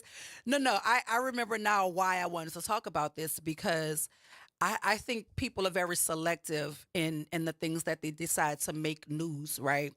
Because I know, just like everybody else knows, there's a whole bunch of money being spent to buy seats and influence elections and smear opponents. That happens. That's par for the course here in New Orleans. I'm trying to figure out why it's a thing for this particular case. Why is this a thing?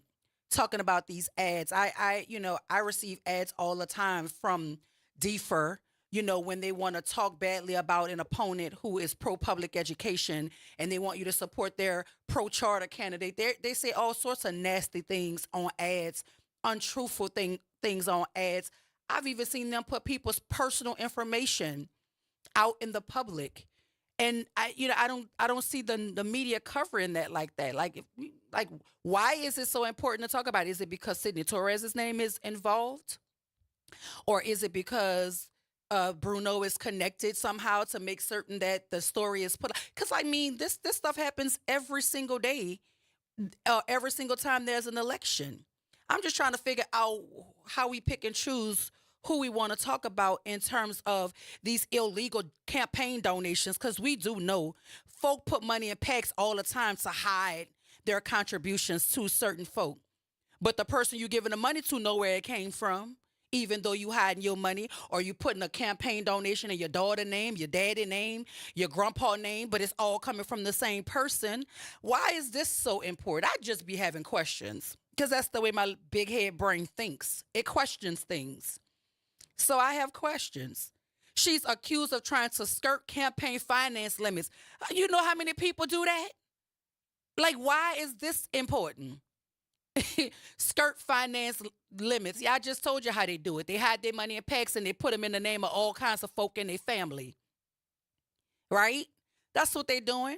We get money all from New York in school board races. Here, I don't see nobody questioning the Walton Foundation and Bloomberg and the Bessie DuVoises of the world who throw their money into all of these school board races to buy school board seats, to buy superintendents, to buy Bessie seats. Come on now.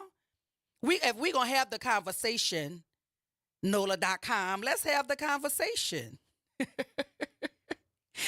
It's so weird how we pick and choose what stories are important to talk about. Because I can remember when I ran for the Bessie seat, certain news outlets didn't even want to do a hot seat. But they did a hot seat for the school board race, And then they did a hot seat with one candidate because they say the other one, the schedules didn't match. So you mean to tell me you could run a hot seat for one candidate in one district for a school board seat, but you couldn't run a hot seat for the state policymaking board election? Oh, baby, I'm so confusion. I am confusion. This is what I talk about this subjectivity in media. Like you pick and choose what stories are worth talking about. Because I would venture off to say that why nobody's talking about the superintendency that clearly was determined before it even got started. Because remember, the 74 told us who the finalists were going to be on March the 6th. But the finalists weren't determined until this week. So are they telepathic? Are they related to Miss Cleo? Or like, do they have like a magic ball that they can rub and it was just going to tell them who the finalists were going to be? Or did the money talk and the BS ran a marathon? I just have questions because that's the way my brain works. It asks questions, right? Because see, the 74 is a $4 million a year machine that pushes out the information that the pro-charter folk want them to push out. And they told us on March the 6th who was going to be the finalist for our school board here in New Orleans. An outfit out of New York told us who was going to be our finalist for the superintendency here in the city of New Orleans. Ain't that about something? But now we writing about people skirting election funding. What? I could remember when I ran for the Bessie seat, September the 28th, election day was October the 12th, by the way. September the 28th, they put $1 million in my race. And nobody was talking about it then. I wonder what qualifies it to be media, like for it to make the papers. Are y'all not concerned that the superintendency of New Orleans is being bought and paid for? Are you not concerned that they buy Bessie seats like they buying bell peppers, 2 for $1? Are y'all not concerned? But people want to continue to talk about the education is the way to solve all of our city's ills. But if that were the truth, then how come we're not paying attention where the education of our children is concerned? Because this assault that is happening on black children did not start with Amendment number 3. It started with the war against public education. That's where it started. Because they knew if they imploded the educational structure, then you can get the kids. You can get the kids. The kids will be wayward because there's no structure insulating them, protecting them, educating them. And I will go toe-to-toe with anybody on this issue. Anybody. Send your best one. Anybody on this issue. But we sat here and we allowed the charter industrial complex, because that's what it is, just like the prison industrial complex, we allowed them to control the narrative about our education system. We got black folk in positions of authority and power allowing the charter industrial complex to go all across this country talking about that the New Orleans public school system was the worst in the nation prior to them putting their money-hungry capitalistic hands on it. We allowed them to say that.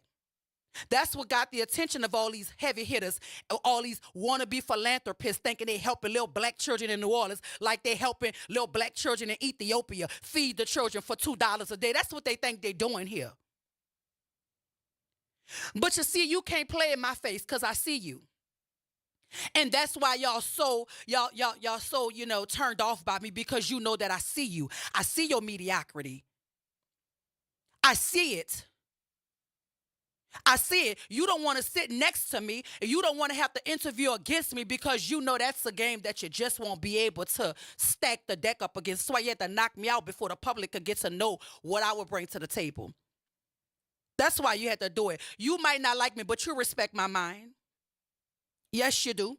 That's why conversations like this about what's happening with this judge, and we talking about campaign finances and if they skirted, y'all, they do that every day. Every time there's an election, they do it all the time. What makes this story so bold? Is it because she beat Bruno? Is it because you got a problem with Sidney Torres? I don't know, and I do not care. But what I want to say is, why y'all not talking about the school superintendent race the way y'all talking about this? Because that was also bought and paid for. They've been working on that plan since last year when they decided to oust Avis Williams. And see, y'all know I know what I'm talking about. That's why y'all don't ever call me a liar, because I be waiting on somebody to say, oh, that's not true. Oh, because I'm going to ring you up like a CVS receipt. I'm going to bring it. I'm going to let you know how I know. And you see, when I talk names, I don't talk, oh, they, them, and the. No, I call your first and your last name. The thing your mama gave to you, not what the streets calling you, the one that's on your birth certificate. So we can get the truth of the matter. Because, see, this is that y'all playing games. And see, where the children are concerned, you're going to always turn me up. Yes, you will. But I have you know, everything that you hear on this radio is the calm side of me. Y'all be thinking I be upset. No, I don't. I'm just passionate. And once I say what I have to say, the passion come down and I go home and I watch Matlock. I don't even think about y'all after I ring you up. I don't care about you. But I'm going to call you out. Anytime that you're coming against my children, I'm going to have something to say about it. So I want to know, why aren't any of the local media talking about what is happening in the superintendent race with the type of attention that it deserves? Because even when y'all talked about the finalists, y'all ain't talk about no records. You didn't talk about, you didn't base them up against what the qualifications were, because one of the qualifications per the New Orleans public school system was that they wanted a leader with a proven track record of success. Show it to me. Where is it at? Is it wrapped in that 9% proficiency in reading? Is it? Is it wrapped in that 19% proficiency? Where is the success? What we talking about here? Y'all trying to close a school in the 9th ward to hand it over to another charter operator that don't do nothing but perpetually fail our kids. But you want to tell the black people down in the 9th ward that they're not fit to run the school, but you're going to hand it over to some white folk that ain't fit to run the school. Y'all got to make it make sense, at least for me. Because as a superintendent, that's the kind of questions I would be asking. What makes you believe that you are any more ready to run this school than the folk that you're asking me to take it from. Show me your track record. Show me what you've done. And don't show me no growth scores. I want to know what you're proficient in. Don't show me no A banner for growth. Show me the proficiency rate. Tell me why 80% of your kids are graduating and 8 out of 10 of them can't read. That's what I want to know. That's what I want to know. Since we out here investigating campaign donations and all of those things, investigate the campaign donations that are made to the duly elected members of our school board who put somebody in a semifinalist category with 9% proficiency. And all 7 of them voted for it. Somebody need to do that type of investigation. I just want to know if this lady who's running our school system, because I'm not even, I've learned to even stop talking about her, calling her by her name, because it don't do nothing. Y'all, her money talk. It don't matter what nobody say about her. But I often wonder if this lady made of vibranium. You know that stuff that they got over there in Wakanda? She got to be made out of vibranium because nobody can touch her. Huh? Somebody got to go call T'Challa and ask him if she made out of vibranium. Got to be. Good morning, Miss Alicia. Welcome to the Good Morning Show. Good morning, Doc, and there you go again with that foolishness. Please, Doc, please. I just want to bring to the attention, I have a question to ask. Sure. Did not the Orleans Parish School Board list the process, list what they were going to do, list what they were going to offer to the public to be engaged in the process? Yes. Wasn't one of the things listed that they will parade, I'm just being facetious, parade the candidates before us? Yes, that's happening. That's happening, but it's only happening with those 2 now. Those two are going to be the ones paraded around from room to room where they can talk about their vision in the role, and then the public gets to be a part of that. It's happening. It's only happening with those 2 individuals. Well, isn't that nice? Yeah, ain't that something? The 74 told us that was going to happen, didn't they, on March the 6th? I mean, and I wanted, people were there to be able to get a semblance of what you had to bring to the table, because they were curious. Who is this Dr. Ashanta Wyatt? We're hearing all these good things, and everybody said that that's what she needs. She needs to be the superintendent, and there was even the poll at the time, the online petition at the time had over 400 people that had signed up. So I had some people to come to see who Dr. Wyatt was. We saw the talk about Dr. Wyatt, but they didn't allow you to get out there before the public so that the public can see and hear who Dr. Ashanta Wyatt was. This thing was so rigged. It's so rigged. Until now, the school board members are ducking and hiding, and they're making their phone calls talking about people who spoke against them. If you don't care, I could care less.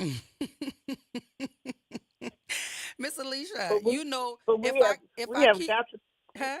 got to come to the point where we're beyond sick and tired. We're disgusted and not going to take it anymore. Yeah. When we're going to get to that point. And no, you're not going to name people, but I'm going to say until the Leslie Jacobs keep their money out of the pockets of these people who smile and grin in our faces, the big Negroes especially, our children are doomed.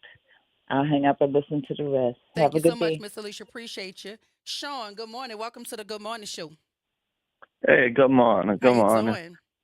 All right. Look, I just be looking and listening to different things, and it's awesome, that everybody's talking about getting out and vote, on these amendments that they're trying to pass through, and that's a great thing. There's a lot of energy behind it, and I'm just thinking, like, if we can take that same energy and use that and, engage with our young kids and our schools, implementing our own thing where we can go to the schools and talking to these young kids, encouraging these young kids. I know mistakes be made, but really using this energy to get into these kids that's making these bad decisions and setting themselves up for failure. And I know it can be a positive impact because we already know they got some people out here that's building an industrial complexes for these prison systems, and they get to make money. We know there's some things that's beyond our control to stop. You know what I'm saying? I mean, I like the energy, encouraging everybody to go vote, but at the same time, we have to start implementing things to say, okay, what can we really do to offset these things that potentially could pass, right? And these are the things that we really got to use that energy and say, you know what? You got the money, you got legislative powers to do certain things that we may not be able to control, okay? But we have to have these secondary alignments where we can offset it. We got to use the same energy. Same way with school. We know how powerful school are, and how our kids going to make it in society. And without it, we know the failure. But we got to offset some of these things using our own collective bargaining and do what we can to minimize these devils from instituting these different laws and, being the demise of our young kids.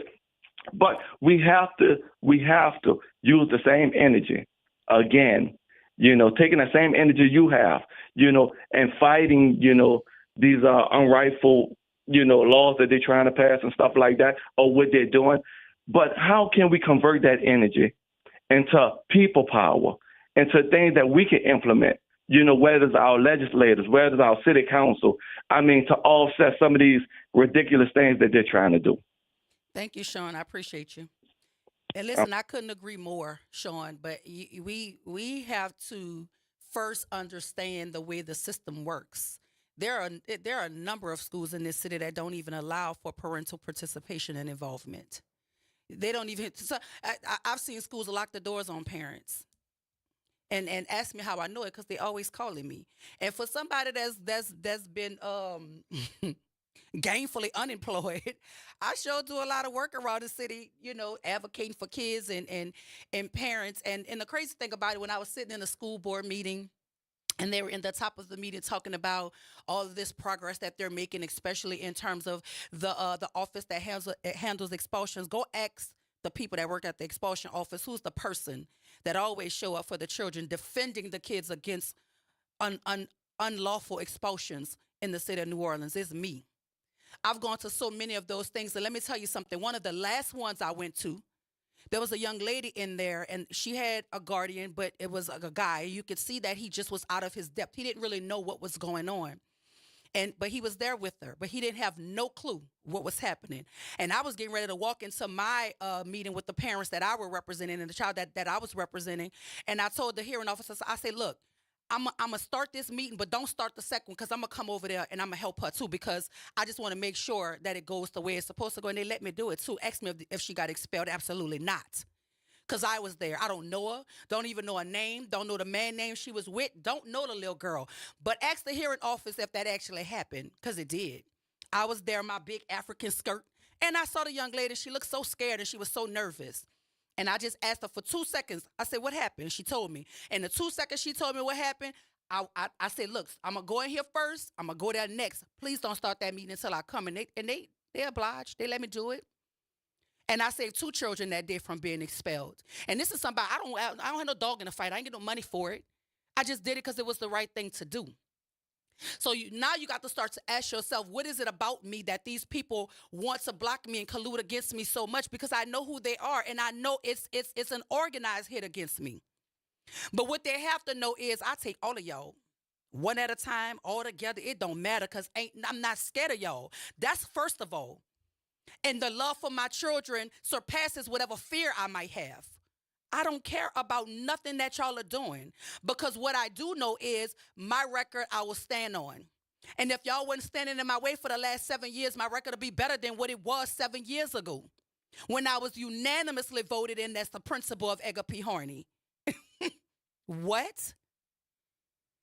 And let's not talk about the Bessie race when I ran the race. Didn't win it, but I didn't win it because I wasn't trying to win it. I wouldn't win it. I didn't win it because I didn't have enough money to win it. Because their person knows, she knows she was bowing out of interviews with me. She knows, she'll tell you. She'll tell you, even the person who ran her campaign told us that we had the better candidate. And did.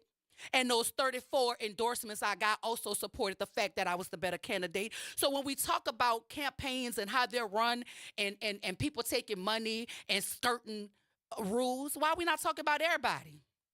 Because it happens. They hide their money in PACs. They put their money in other people's names. They do it. They buy it. They even go find journalists to write hit pieces against folk when it's not their candidate. All that happened to me. And here I still stand. Y'all got to try harder, a little bit better anyway. I crack myself up. I have a really healthy sense of humor. Y'all be thinking I be around here mad all the time. I don't even think about y'all when I go to my house. Y'all stay with us right here. We got to pay a couple bills when we come back. We're going to talk about the United States, the United States News academic report on the schools, because y'all be wanting to know where I get my information from. I get it from U.S. News Best in High Schools rankings. Y'all stay with us right here at WBOK 1230 a.m. What New Orleans is talking about all day long.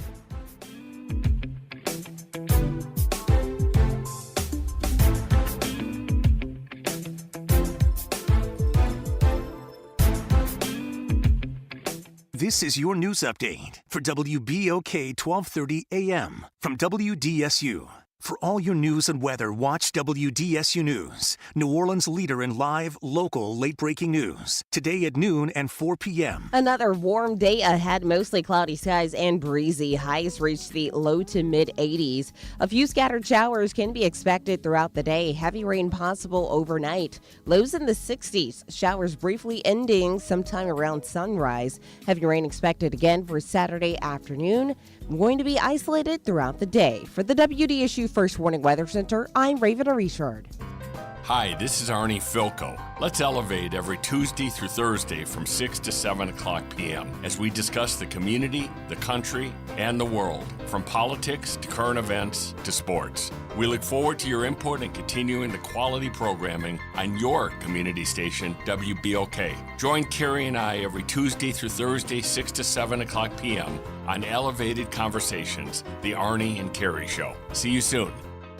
Welcome to The Community Scientist. I'm excited to bring you our quarterly review of the latest research. If you live or work in St. James, St. John's, St. Charles, Ascension, Calcasieu, Baton Rouge, or St. Bernard parishes, it's vital that you have access to clear, objective information about lead, hexavalent chromium, and cadmium, and how these substances impact your health and our natural environment. The Community Scientist is a service program of Rise St. James, supported by our dedicated TCS research team. To learn more, visit risestjames.org. Hey everybody, it's Kimber White Dupree. And it's Graylin Bryant Banks from the front porch. We're coming up next. Good morning, wake up. The Good Morning Show. Good morning. On WBOK 1230 AM.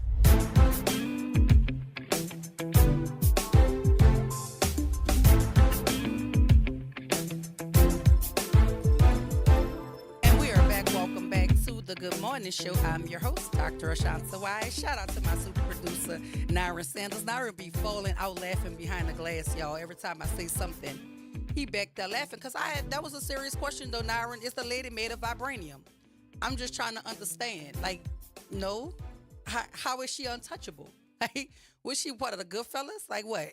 She mob? What? What is she? Mafia? I don't know. Like, the lady seems to be untouchable. You know what I mean? Like, she just calling all the shots, and the people just getting in line and shucking and jiving for her. I just want to know, what is it? Look, I appreciate all of the WBOK listening audience, whether you're tuning in on the stream, whether you're in a chat, whether you're on Facebook, or you're listening from your car. We appreciate you each and every morning, but this operation can't run itself. So if you want to advertise here, any of your products, and you want to advertise, we accept advertising dollars. So, get at us. Let us know what we could do for you. But we need all of the support to keep the engine that is WBOK running. Good morning, Pop Jones. Welcome to the Good Morning Show. Good morning, Dr. Wise. I just called you to give you some encouragement, keep it in my prayers. and keep up the good fight. And I tell you what, believe what I say. You're gonna get some good results. Well, I appreciate all the you. opposition against you. You're gonna get some good results. Take my word for that. Thank you, Pop. I appreciate you. From your lips to God's ears, I appreciate you. All righty. Have a blessed one. Have a blessed one. You too. Listen, I have I have real questions that be needing real answers. But I mean, nobody don't seem to have no answer for me. But I mean, that's my spill on it, right? Like I've said it here before that the way that we do elections here will always work to the detriment of the grassroots folk who more often than not have the public's best interest at the forefront, but they don't have enough money, and the money equates to the power, and they don't have enough of either of those to be able to get the community to see and understand their platforms, or get to reach every corner of the community to get the community to understand their platforms. And a lot of the times folk are beating grassroots people just with the money to produce the mailers and the commercials and the billboards. And so they just saturate the city with their person. And then the people who are going to vote, I've heard people say they didn't know who they were going to vote for, but that's the person whose face and name they saw all the time. So they just figured that's who they would vote for. And that's what we're having here. A lot of money, and more often than not, it's outside money. It's not money generated by the local folk in the local elections or the state folk in the state elections. More often than not, this money is coming from other states, other municipalities, other folk who have no buy-in with the city other than to support the person who they do business with that wants to control how this city operates. Wealth protects wealth. That's what happens here. And these folk are sitting around having wealthy conversations about how to control poor people in places like New Orleans, East Baton Rouge, and Caddo Parish. That's what they're doing. And they always start. Any assault on black communities as of late has always started with the demolition of its public school structure. Look at it. Look across the board at what is happening educationally. And then you want to feign ignorance when you talk about, I didn't know that was going to happen. No, you knew. You didn't want the responsibility or the accountability for having to do something about it. That's why it's easy to just pretend like you don't know. Oh, I didn't know that was happening. But I'm going to tell you right now, there is no candidate running for no office that can't tell me what their plan is for the children of this city in terms of academia. Because you don't talk crime until you talk education. If you're not talking education and how to actually hold our duly elected school board accountable to its duty to our children, then you can't get me to speak your name about no position that you're running. Don't come asking me for my support because you won't get it. And I'm going to tell you to your face, you won't get it. And if you're aligning yourself with people who are destroying the public education of my children, you absolutely know it's a capital N-O. And I wish I could tell you the word I will put before it, but the FCC might find me. Absolutely not. I won't do it. I will not do it. And see, y'all gonna push me to the point where I'm gonna stop talking about the white folk who actually handcuffing our children, and I'm gonna talk about the black folk that allow the white folk to handcuff our children, because that's really where our aim ought to be. That's where our aim ought to be. I know that's who I'm mad at, because as much as I don't care for the lady that seems to be made of vibranium, she is of no consequence to me. I care that there are people who look like my son running around perpetuating the fraud on my son. That's who I care about. The people that we have to sit in church with and listen to the gospel while Judas is sitting across on the other aisle. That's who I'm concerned with. The people you got to rub elbows with at these political functions, pretending like they care about black children while they dripping Tom Ford and Chanel and living these nice homes, and our children starving for attention and food and love. That's the people that I have a problem with, and they know I got a problem with them. That's why they get nervous when they see me. And then they make eye contact with me, and they be feeling like they got to speak. You ain't got to speak. You absolutely don't. I don't need your attention or your friendship, because we are not the same. And if you come up in my face trying to speak to me, the first thing I'm going to ask you is, how do you support a person leading a district that couldn't lead a school. You gotta have to make it make sense or don't talk to me. And y'all be thinking I be mad. Nuh-uh. I just don't like you playing when I'm serious. That's all. I ain't mad about nothing. Because I know when my work on this earth is over, I know where I'm going. I know the works that I've done will ultimately speak for me. So that's why I don't worry about these human beings who thinking they calling the shots about me, because you don't. You might be winning a few battles, but I'm prepared for war, my girl. That's why y'all got a problem with me. Because you stripped me of the ability to lead my school, stripped me of my livelihood, and you wanted me to go somewhere and lay down and die. That's what you wanted me to do. Oh, no, baby. God ain't blessed me with this big old head and this big old brain to let mediocre people who mask themselves in expertise, who don't know the first thing about educating kids, but they just like the title of it, right? They just want the position of it. They don't know what they're doing, though, and they know I know they don't know what they're doing. Because all I've ever asked for, just put me in the interview round. That's all you got to do. Put me in front of people. That's all you have to do. But you know, like I know, that ain't what you really want. If any of my children could hear the sound of my voice, and y'all should be in somebody's school, so if your mama could hear the sound of my voice, you best know I love you, and I love you in real life. And I will go to war with these people for you. And I'm talking about governor. I'm talking about state superintendent of schools. I'm talking about Donald Trump. I'm talking about Linda McMahon. Any of them. Any of them. If you dare wage war against my children, you're going to have to come and see me. Oh, yes, you do. Y'all going to have to blame my grandmother and all of the women, all of her children who helped raise me. You got to blame them for me. My mama, my auntie Linnell, my auntie Val, my auntie Lisa especially. We call her Fire. Fire Red. That's what we call her.